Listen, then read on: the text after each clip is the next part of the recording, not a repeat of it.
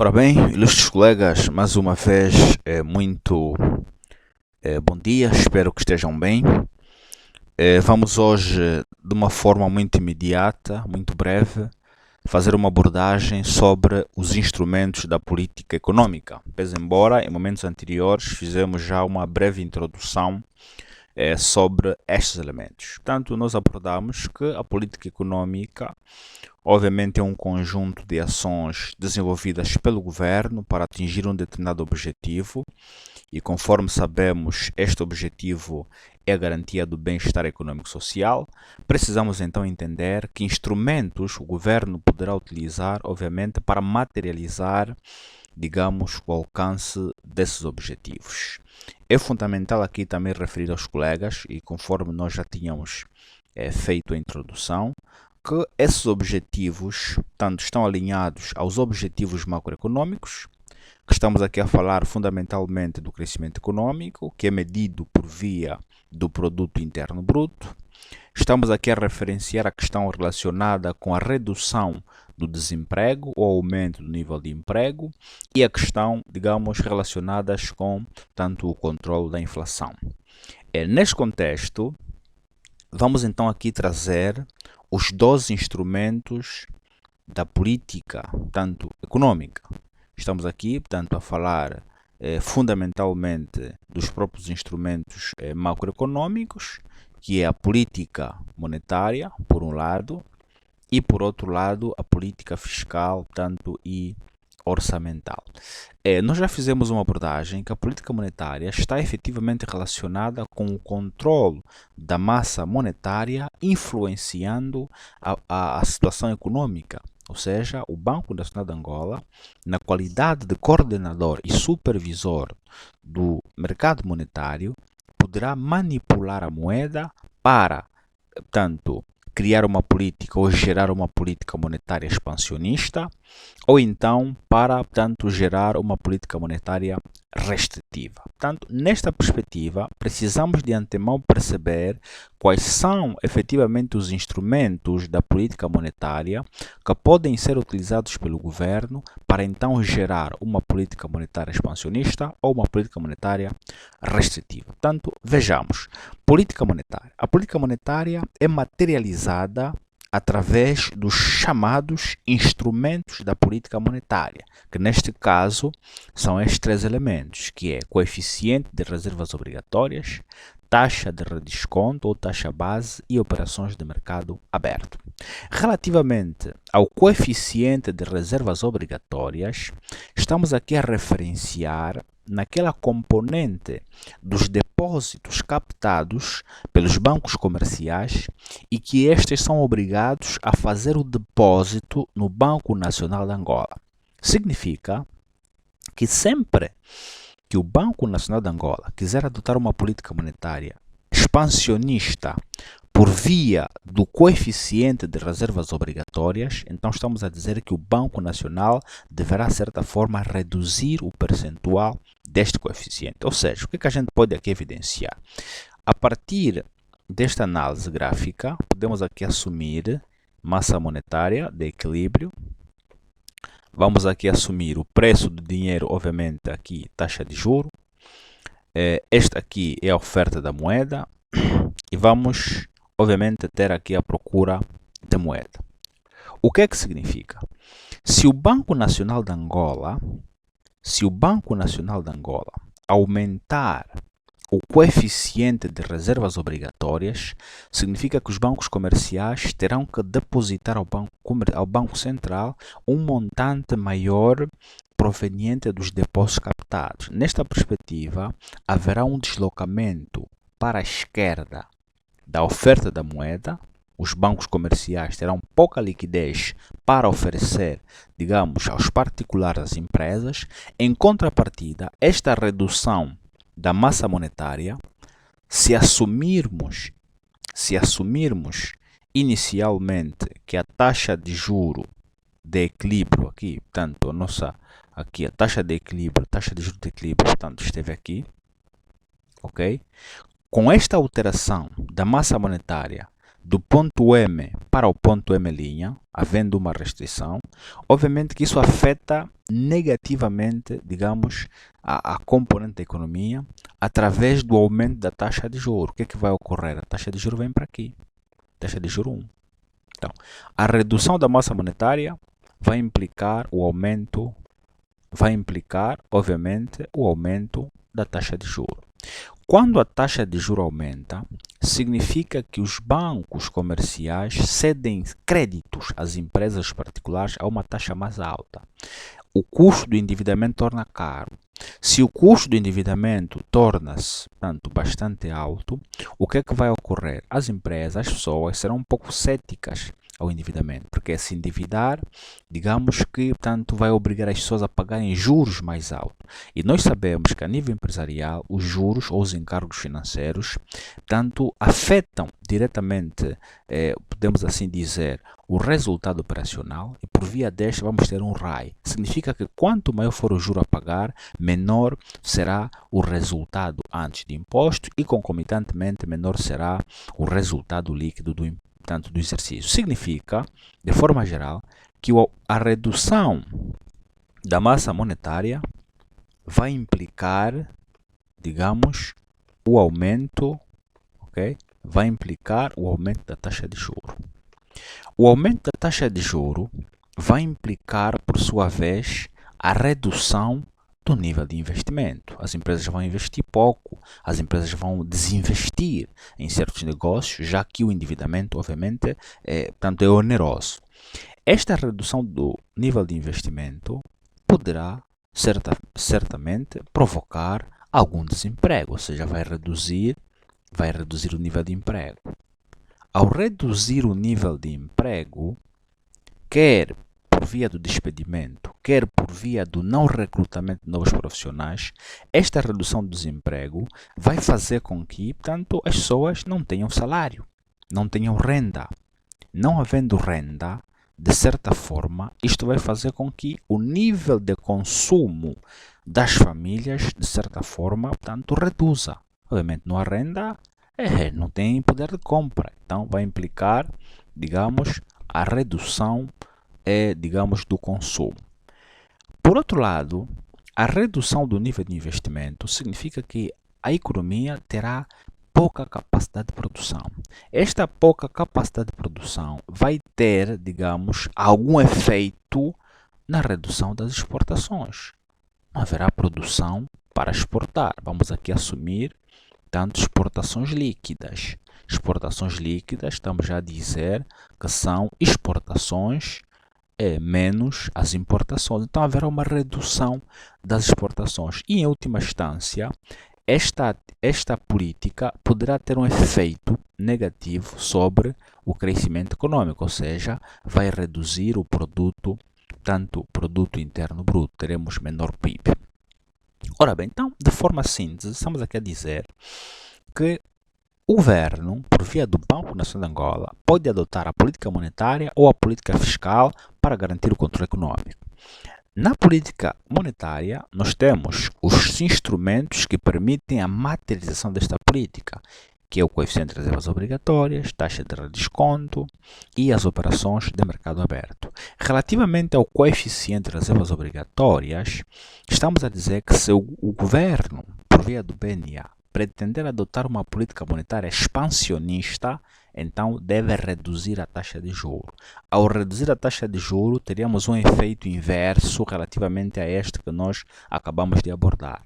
Se o BNA aumentar a taxa de juro, conforme está aqui especificado, este aumento da taxa de juro, tanto associado à redução da massa monetária, vai implicar um efeito restritivo a nível da economia. Portanto, e essas variáveis, obviamente, são as variáveis macroeconômicas e, de certa forma, têm algum impacto na análise do próprio crescimento econômico. Então, a ideia do coeficiente de reservas obrigatórias é essa, e ele pode ser, portanto, acrescentado para gerar uma política restritiva ou reduzido para gerar uma política, digamos, portanto, expansionista. A abordagem que se pode fazer da taxa de redesconto ou taxa base, a ideia é a mesma. Taxa base. Qual é o pressuposto inicial que nós podemos ter? Taxa base, uma coisa, taxa BNA. Vamos analisar que os bancos comerciais eles se financiam junto do Banco Nacional de Angola. Ou seja, o Banco Nacional de Angola tem como uma das funções que é a de prestamista de última instância. Ou seja, se os bancos comerciais tiverem algum problema de liquidez, podem efetivamente, dentro dos critérios regulamentares, recorrer ao Banco Nacional de Angola. Se a taxa de juro do Banco Nacional de Angola for alta, que é a taxa base, que também podemos chamar do indexante, se essa taxa for alta, significa que os bancos comerciais poderão incorrer a um nível de juro alto para se financiar junto do Banco Nacional de Angola. E em muitos casos, por juro por ser alto, os bancos comerciais obviamente não vão se endividar. E ao não se endividar, ficarão com menos liquidez. Menos liquidez dos bancos comerciais significa menos capacidade de financiamento da economia. E por esta via também provoca uma política monetária restritiva. Ou seja, se a taxa BNA, taxa base, forem, digamos, muito altas, estas taxas vão então originar uma política monetária restritiva, já que haverá pouca liquidez para, digamos, financiar a economia. Outro sim, caso se pretender adotar uma política monetária expansionista, então terá que se reduzir a taxa base ou a taxa BNA. Analisamos. Se o banco comercial se endivida a partir do BNA a uma taxa de 10%, certamente é que o banco comercial, ao se endividar entre si, a taxa de juro provavelmente poderá ser, por exemplo, 12%. Se entre si os bancos comerciais se financiam a 12%, quando tiverem que financiar a economia real, certamente vão financiar a uma taxa maior, né? A uma taxa maior, que, por exemplo, podemos aqui, por exemplo, assumir, se quisermos, podemos assumir, por exemplo, 14%. Se assumirmos 14%, a taxa que o BNA, os bancos comerciais podem utilizar para financiar a economia real, e se o BNA alterar a taxa de 10% para 14%, então a taxa de financiamento dos bancos comerciais também altera, pode passar para 16%. A taxa de financiamento para a economia real também altera, ou seja, terá aqui um efeito cascata. Então, esta alteração para mais da taxa base, taxa BNA ou a chamada indexante, vai obviamente provocar uma política monetária restritiva. Caso queiramos adotar uma política monetária expansionista, então, portanto, o BNA terá que reduzir esta taxa. E essa componente taxa base ou taxa de redesconto, qual a perspectiva aqui o termo redesconto? Os bancos comerciais podem redescontar títulos entre si ou a partir do Banco Nacional de Angola. Este redesconto de título podemos, por exemplo, olhar numa letra ou numa livrança. Vamos supor que o BFA tem uma letra, né? Uma letra sobre o BFA. Essa letra, para ser paga, tanto no prazo de 40 dias. Antes do prazo, o Banco BAE, né? Banco BAE e BFA. O Banco BAE tem, digamos, a letra sobre o BFA para 40 dias. Antes do prazo, o Banco BAE precisa de liquidez. E o BFA só vai fazer o pagamento daqui a 40 dias. Então, o Banco BAE pode recorrer ao redesconto deste título. Este redesconto pode ser feito num outro banco comercial ou este redesconto pode ser feito a partir do Banco Nacional de Angola. E, portanto, vocês deram no segundo ano do cálculo financeiro, entendem essas operações como é que funcionam. Então, o que é que estamos aqui a dizer? Que quanto maior for a taxa de redesconto, menor é o valor que o sacador irá receber do sacado. Logo, haverá pouca apetência do sacador em redescontar os títulos. Se não redescontar os títulos na fase em que tiver problema de liquidez, obviamente que não terá liquidez para atender outras situações. E isso pode originar, novamente, uma política monetária restritiva. Não há liquidez, não há financiamento. Então, a abordagem é nestes termos. Outro sim, para terminar, relativamente às operações de mercado aberto, elas consistem na compra e venda de títulos da dívida pública. Ou seja, quando a gente analisa o Orçamento Geral do Estado, a gente analisa, portanto, o Orçamento Geral do Estado, a gente sabe que o Orçamento Geral do Estado é uma previsão de receitas, obviamente, e despesas. Se hoje é uma previsão de receitas e despesa, a gente sabe que uma das fontes de receitas são as receitas creditícias, que é o endividamento. Então, o Estado pode se endividar para conseguir receitas e, com essas receitas, realizar despesa pública, quer despesa de capital, quer despesas correntes, né? Podemos assim dizer.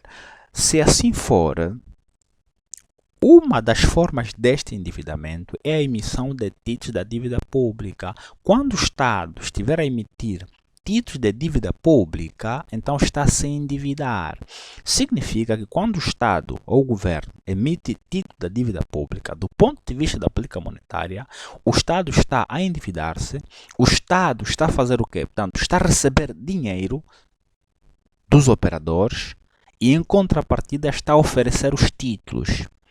Se assim for, significa que estes operadores, esses intermediários financeiros, ao fazerem a compra dos títulos de dívida pública, estariam então em contrapartida a entregar a massa monetária, digamos, ao governo, ao BNA. Ou seja, os intermediários financeiros ficam com menor liquidez, em contrapartida recebem os títulos, e ao ficarem com menor liquidez, significa que terão menor capacidade para fazer face ao financiamento da economia. Ok? Tanto do ponto de vista de financiamentos.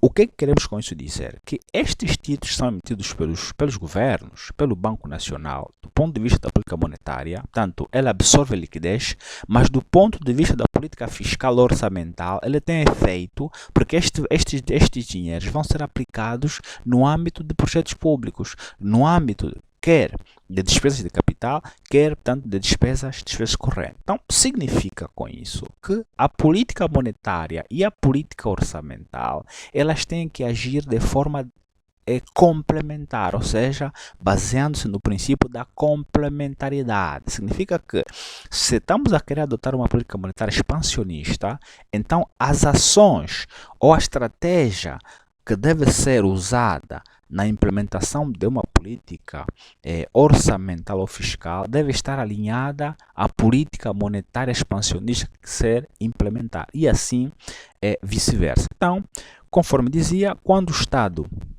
estiver a vender títulos de dívida pública por via do BNA, que antes passa, digamos, pela concertação com o Ministério das Finanças, é aquele que faz, digamos, a elaboração de forma síntese do Orçamento Geral do Estado, define qual é o montante da dívida e o BNE apenas vai materializar a emissão desses títulos para fazer a cobertura.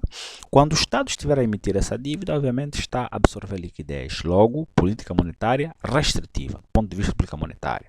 Quando o Estado estiver a comprar os títulos, o que ocorre? O Estado, ao comprar os títulos ou fazer o resgate, conforme também se pode dizer, quer dizer que ele está a fazer o quê? Está a devolver o dinheiro aos intermediários que fizeram a aquisição desses títulos, mais o respectivo juro, e em contrapartida, o que ele vai receber tais títulos? Significa que está a injetar massa monetária na economia. Então, podemos concluir, política monetária a nível das operações de mercado aberto, venda de títulos é uma política de absorção de liquidez. Compra de títulos é uma política de cedência de liquidez. E a política de absorção de liquidez, que é a venda de títulos, portanto, vai desencadear, então, numa política monetária restritiva. A política monetária digamos, da compra de títulos, que é a cedência de liquidez, vai então desencadear numa política, expansionista. Portanto, a nossa abordagem muito síntese é esta, para não prolongar, para o vídeo não ser muito longo. Tentam analisar estas variáveis e qualquer dúvida, por favor, disponham para então podermos fazer alguma, discussão. Muito obrigado pela vossa atenção e até já.